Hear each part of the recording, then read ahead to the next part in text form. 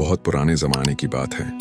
Baghdad में मुसलमानों के एक बहुत बड़े और ताकतवर बादशाह की हुकूमत थी, जिनका नाम खलीफा हारून रशीद था।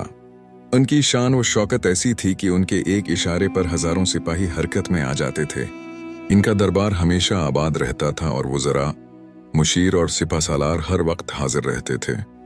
इसी शहर में एक बुजुर्ग भी रहते थे, जिनका नाम बहलूल था और लोग उन्हें बहलूल दाना कहते थे। हजरत बहलूल बज़ाहिर तो ऐसे लगते थे जैसे कोई दीवाना या मजजूब हो। वो फटे पुराने कपड़े पहनते और वीरानों में फिरते थे, लेकिन उस सादगी के पीछे एक बहुत बड़ा जागता हुआ दिमाग और अल्लाह से डरने वाला दिल छिपा हुआ था। खलीफा हारून रशीद जब सल्तनत के कामों से थक जाते तो दिल बहलाने के लिए हजरत बहलूल को बुलवा लेते और उनसे हंसी मजाक करते। लेकिन अक्सर हजरत बहलूल खलीफा को ऐसी पते की बातें कह जाते थे जो बड़े बड़े अक्लमंद वजीर भी ना कह पाते थे। एक दिन खलीफा ने मजाक के तौर पर हजरत बहलूल को एक चढ़ी दी और कहा कि बहलूल, ये चढ़ी तुम इस शख्स को दे देना जो तुम्हें अपने से ज्यादा बेवकूफ नजर आए। हजरत बहलूल ने खामोशी से वो छुड़ी ले ली और वहां से चले आए।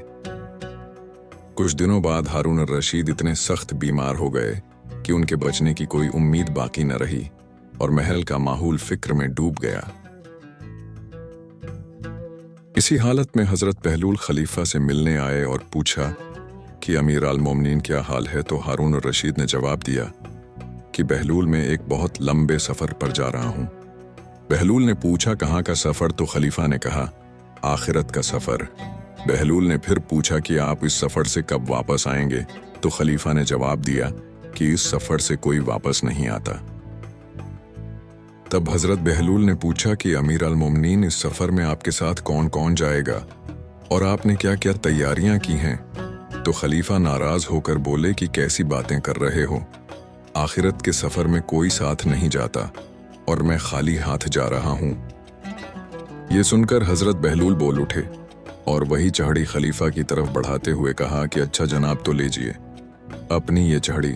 आज तक मुझे आपके अलावा कोई इंसान अपने से ज्यादा बेवकूफ नहीं मिला, क्योंकि आप जब दुनिया के किसी छोटे से सफर पर जाते हैं तो कई दिन पहले से तैयारी शुरू हो जाती है और सारा लाव लश्कर साथ होता है।